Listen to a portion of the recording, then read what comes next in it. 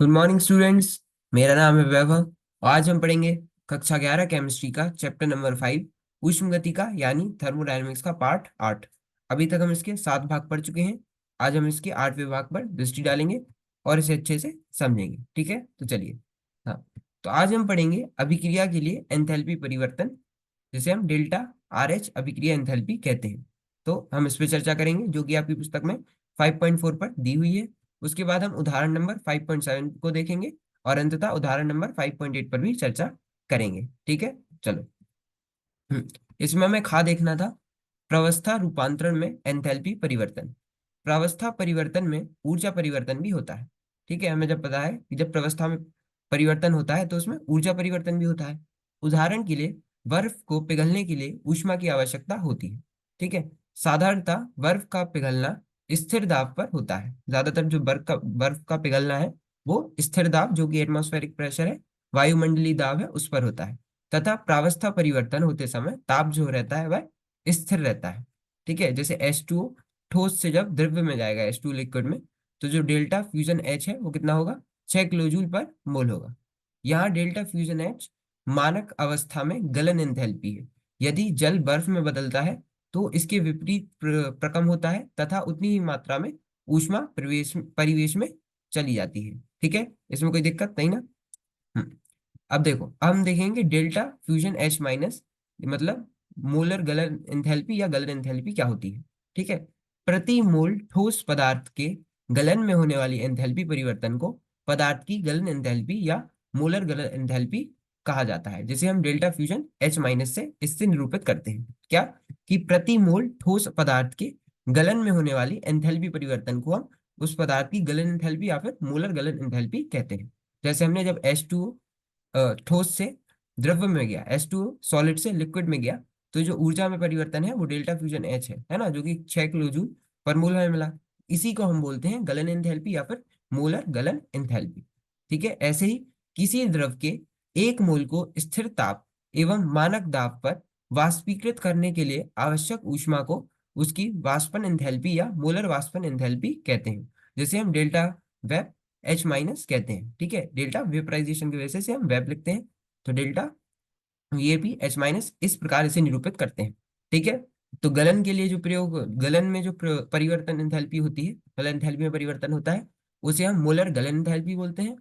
और जब हम वाष्पीकृत की बात करते हैं तो हम उसे वाष्पन एंथैल्पी या फिर मोलर वाष्पन एंथैल्पी कहते हैं। ठीक है, गलन एंथैल्पी को हम डेल्टा फ्यूजन H माइनस से निरूपित करते हैं और वाष्पन एंथैल्पी को हम डेल्टा वेप या वेपराइजेशन H माइनस से निरूपित करते हैं। आप इसे याद रखना। ठीक है, क्योंकि अभी हम प्रश्न करेंगे तो यही प्रयोग करेंगे। ठीक है, चलो। किसी ठोस के एक मोल को स्थिर ताप एवं मानक दाब पर ऊर्ध्व पातन में होने वाली एंथैल्पी परिवर्तन को उसकी मानक मानक ऊर्ध्व पातन एंथैल्पी कहते हैं। ठीक है, जब किसी ठोस के एक मोल को स्थिर ताप एवं मानक दाब है ना, जो ताप है वह स्थिर होना चाहिए और जो दाब है वह वही रहेगा, वायुमंडलीय दाब एक बार। ठीक है, पर ऊर्ध्व पातन में होने वाली एंथैल्पी परिवर्तन को हम उसकी मानक ऊर्ध्व पातन एंथैल्पी कहते हैं। ठीक है, जब सब्लिमेशन हो या ऊर्ध्व पातन हो तो जो एंथैल्पी में परिवर्तन है उसे हम उसकी मानक ऊर्ध्व पातन एंथैल्पी कहते हैं। ठीक है, चल हम देख लेते हैं उदाहरण नंबर 5.7। ठीक है, एक तल से निकला तैराक करीब 18 ग्राम पानी की परत से ढका है। ठीक है, मान ले रहे हैं कि कोई तैराक जो है वह किसी पूल या तालाब में मतलब जो भी स्विमिंग कर रहा था। ठीक है, मतलब तैर रहा था, तैरा।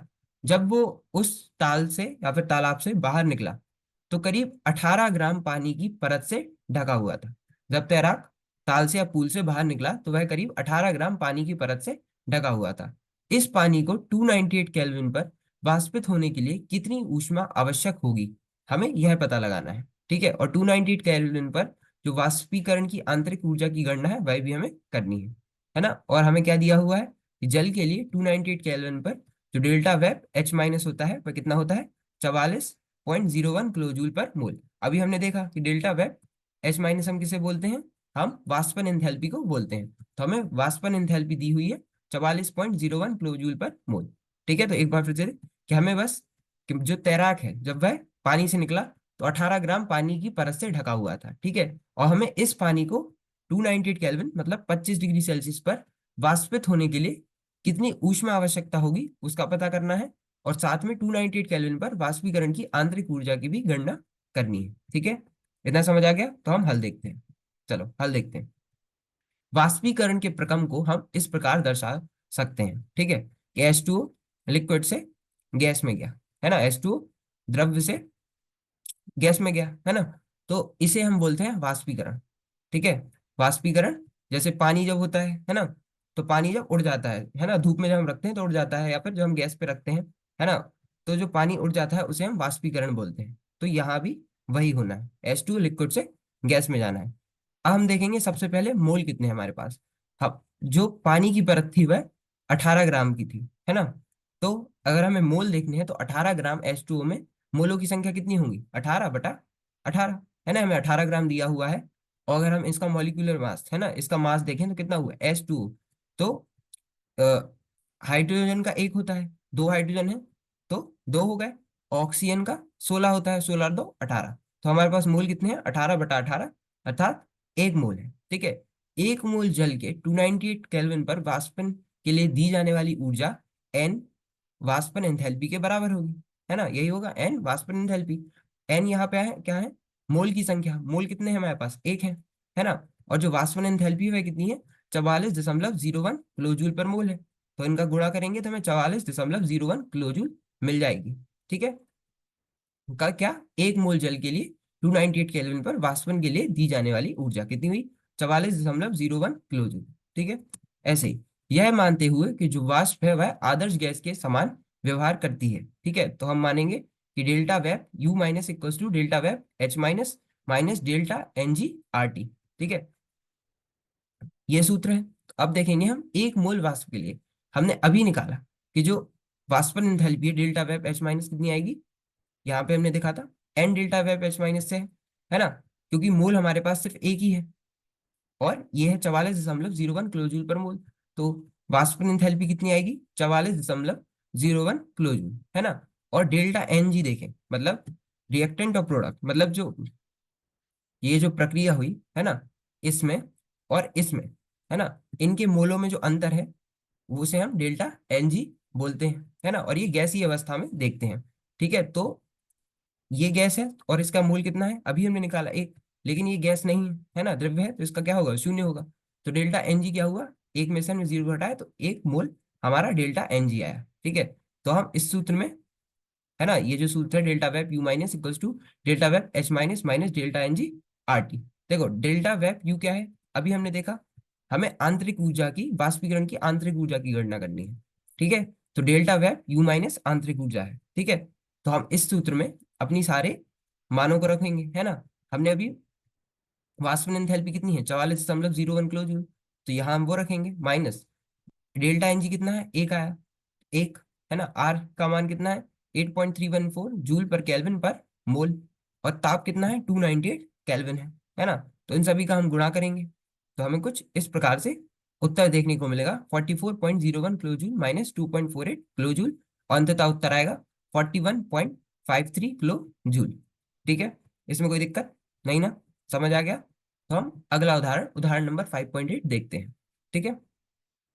जल वाष्प को आदर्श गैस मानते हुए गणना कीजिए कि 100 डिग्री सेल्सियस ताप और एक बार दाब पर एक मोल जल वाष्प को 0 डिग्री सेल्सियस ताप की बर्फ में बदलने में आंतरिक ऊर्जा में कितना परिवर्तन होगा, ठीक है।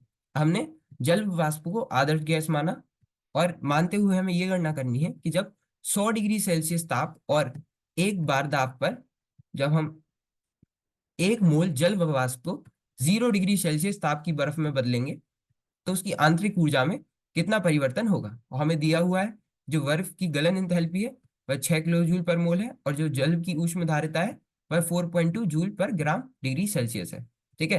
तो हम इसे हल करेंगे, ठीक है। तो इस ये करीब मतलब ये दो चरण में होगा, है ना।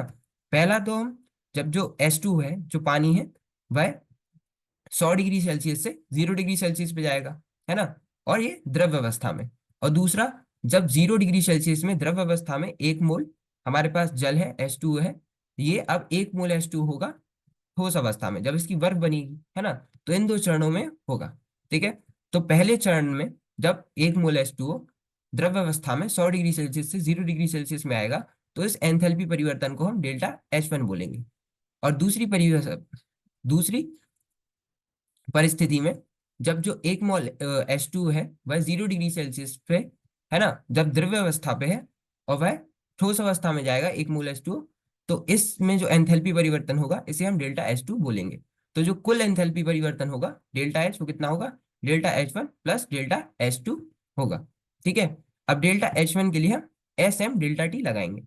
ठीक है, एस एम डेल्टा टी, तो पहले हम इस अवस्था में देख रहे हैं, है ना।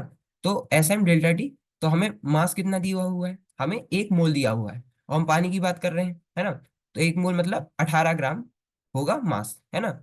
18 ग्राम मास होगा 2 H2O के, और ऑक्सीजन का मास कितना है, 16 है, 16 और 2 18। ठीक है, तो एस एम डेल्टा टी है तो हमें मास मिल गया 18 ग्राम।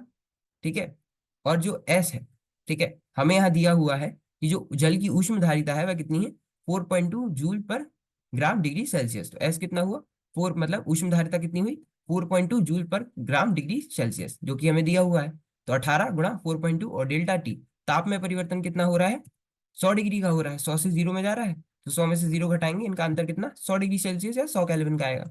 तो हम इन सबको का गुणा करेंगे तो डेल्टा H1 हमें क्या देखने को मिलेगा, -7560 जूल पर मोल, है ना, अर्थात -7.56 किलो जूल पर मोल हमें डेल्टा H1 देखने को मिलेगा। ठीक है, इतना समझ आ गया। अब हम डेल्टा H2 देखेंगे। तो डेल्टा H2 हमें प्रश्न में दिया है कितना है, 6 किलो जूल पर मोल, है ना। ये बर्फ की गलन एंथैल्पी है। ये क्या है, बर्फ की गलन एंथैल्पी है, अर्थात जब हम बर्फ को गलाते हैं, है ना, जब बर्फ से पानी बनाते हैं तो हमें इतनी ऊर्जा देनी पड़ती है, लेकिन अभी हम पानी से बर्फ बना रहे हैं तो इसका उल्टा हो रहा है, तो हम इसे इसके आगे एक ऋणात्मक चिन्ह लगा देंगे।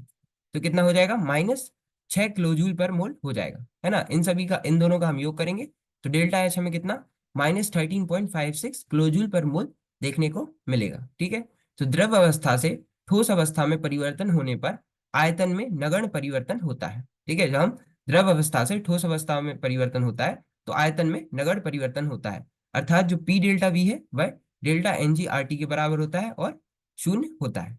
ठीक है, मतलब बहुत कम परिवर्तन होता है तो डेल्टा वी 0 होगा, तो ये सभी क्या हो जाएंगे, 0 हो जाएंगे, अर्थात डेल्टा यू और डेल्टा एच बराबर होते हैं। तो डेल्टा यू का मान कितना आएगा, डेल्टा एच के बराबर, जो कि कितना है, -13.56 किलो जूल पर मोल। ठीक है, इतना समझ आ गया, इसमें कोई दिक्कत नहीं ना। तो आज के लिए हम इतना ही रखते हैं। आज हमने अभिक्रिया के लिए एंथैल्पी परिवर्तन, जैसे हम डेल्टा आर एच अभिक्रिया एंथैल्पी से जानते हैं, उस पर चर्चा की, और ये आपकी पुस्तक में 5.4 पर दी हुई है। उसके बाद हमने उदाहरण नंबर 5.7 और उदाहरण नंबर 5.8, इन दोनों उदाहरणों पर भी चर्चा की और इन्हें अच्छे से समझा। बाकी अगले भाग में हम मानक विरचन एंथैल्पी, जिसे हम डेल्टा एफ एच माइनस के नाम से जानते हैं, है ना, इसके प्रतीक से जानते हैं, तो इस पे चर्चा करेंगे। और अंत में ऊष्म रासायनिक समीकरण, ठीक है, इन पे भी हम चर्चा करेंगे। तो मिलते हैं अगले भाग में। धन्यवाद, थैंक यू।